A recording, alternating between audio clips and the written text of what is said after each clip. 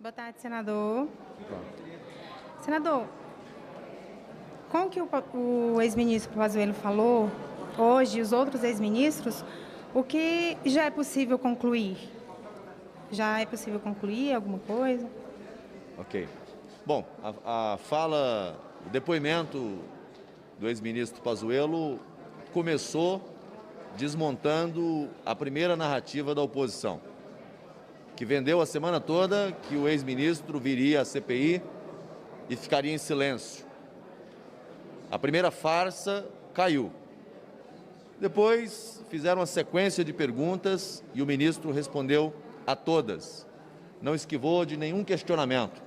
Portanto, na minha avaliação, as respostas do ministro com relação à gestão no Ministério da Saúde, ela espanca as acusações, traz luz aos fatos e de sorte que acho que sepulta as acusações infundadas feitas até aqui com relação ao enfrentamento à pandemia. Quais os rumos dos depoimentos do alto escalão do Executivo apontam para a CPI? Quais os... Se vocês observaram bem os depoimentos, todos eles têm um traço comum. Quando questionado objetivamente se houve interferência indevida do presidente da República na gestão do Ministério da Saúde, nenhum deles afirmou que houve essa interferência. Mesmo aqueles que saíram antes e que hoje se mostram contra o governo. Agora, desconhecer que o gestor do país, que o presidente do país tenha legitimidade de ser o presidente, é desconhecer o modelo brasileiro. Alguém hoje se questionou ali, porque numa fala o ministro disse, manda quem pode, obedece quem tem juízo. É claro que essa fala foi feita dentro de um contexto e que ele já explicou ali. Mas a narrativa da oposição, e que às vezes a gente vê repercutir na mídia também, é uma narrativa de alguém que parece desconhecer o funcionamento da política, o funcionamento da República, num sistema de tripartição de poderes. Parece que querem esvaziar o poder do presidente da República. É claro que o mandatário da nação é o presidente da República. O incomum seria dizer que os ministros é que mandam e o presidente que obedece. Me parece que a oposição e que parte da imprensa comprou essa narrativa querem isso. Que o ministro chegue e diga, não, aqui quem manda é o ministro, o presidente não apita, não...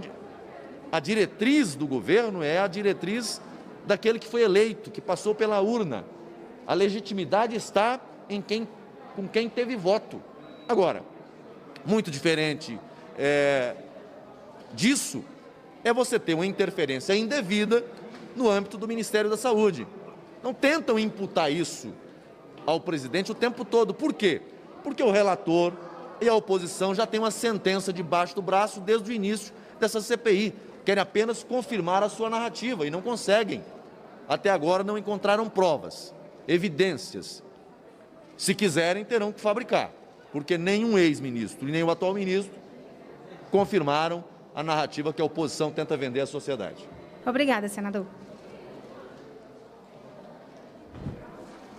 Oi, senador, boa tarde. Boa tarde. Senador, o ex-ministro ele entra em algumas contradições. Quando ele fala, por exemplo, da Coronavac, e foi público a desautorização da assinatura do contrato de intenção com a Coronavac.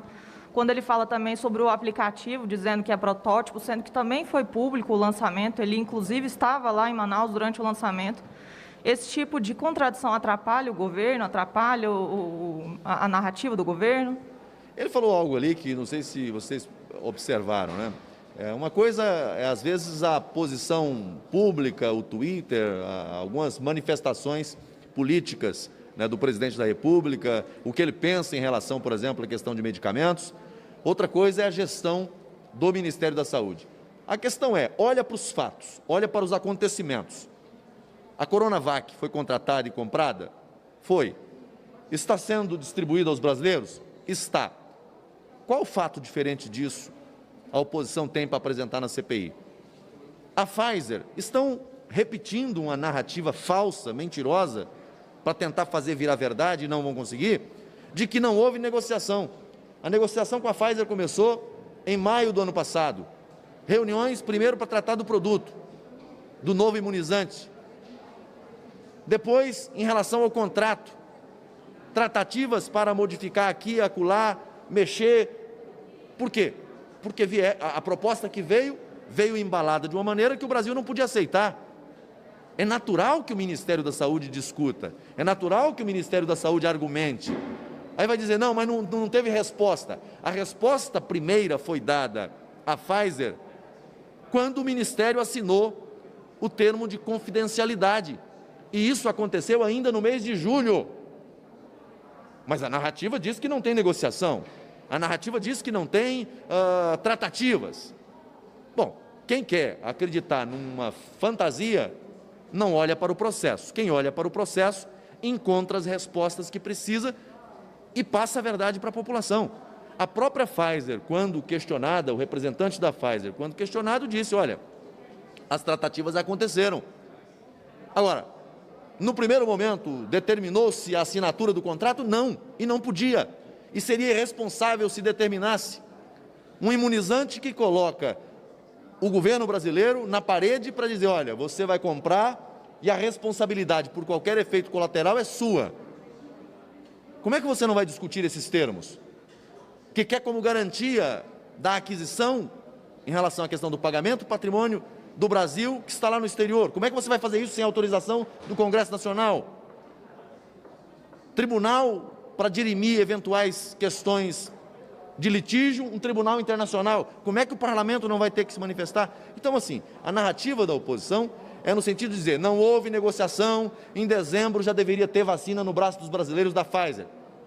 Aí eu pergunto, quando é que foi registrada na FDA americana a vacina da Pfizer? Dia 13 de dezembro passado. Então, é assim, a narrativa da oposição não encontra respaldo nos fatos, nos acontecimentos. Fato é que hoje nós temos mais de 500 milhões de doses adquiridas, contratadas, uma parte já entregue, imunizando os brasileiros. O grupo de risco no Brasil já está quase sendo totalmente contemplado. Então, acho que, na medida em que os depoimentos vão acontecendo, né, esses pontos obscuros vão sendo afastados, vão sendo esclarecidos. Eu acho que é isso. Esse depoimento de hoje foi um depoimento absolutamente esclarecedor. Não acho que joga uma pá de cal, acho que joga uma pá de concreto sobre as acusações da oposição em relação a eventuais crimes por parte do Poder Executivo Federal. Senador, só mais uma pergunta. Outro ponto que o Pazuello falou foi em relação à cloroquina. Ele disse que o presidente nunca deu ordens diretas, mas é uma outra questão que também era pública. Sempre o presidente falava sobre cloroquina. Ontem o Ernesto Araújo também falou que conversou com o presidente sobre cloroquina. Esse tipo de contradição, repito, atrapalha a narrativa do governo? Eu não vejo contradição. Não vejo. O Ministério da Saúde nunca recebeu por parte do presidente, todos os ex-ministros que aqui vieram, disseram a mesma coisa. O ministro Tait, eu perguntei diretamente a ele, houve uma determinação do presidente para que se colocasse no protocolo a questão da cloroquina, da hidroxo, ou da ivermectina, da azitromicina? Não houve. Algum ministro do Palácio determinou, por ordem do presidente, que assim fizesse? Não recebi essa ordem. Então tentam fabricar provas, mas não conseguem. Agora, que o presidente defendia e falou sobre esse assunto, aí é uma questão pública. Agora, o interessante é que na CPI querem colocar a cloroquina como a vilã da pandemia. O problema da pandemia não é a cloroquina. É muito perigoso o que estão falando, porque daqui a pouco as pessoas vão querer jogar a cloroquina fora e vão enfrentar o vírus. Porque estão esquecendo que o problema do Brasil é a Covid-19. E estão tentando vender para a população que o problema é a cloroquina. Só que esquecem de olhar para os fatos, para os comportamentos, para o que aconteceu no Brasil afora. Governadores de norte a sul, de leste a oeste, pedindo e usando a cloroquina. E aí, nós vamos convocar todos os governadores aqui que compraram cloroquina, que adquiriram cloroquina e deu para o seu povo? No momento em que você não tem um medicamento próprio, específico, para oferecer à população, e que médicos acreditam que esse tenha uma boa resposta,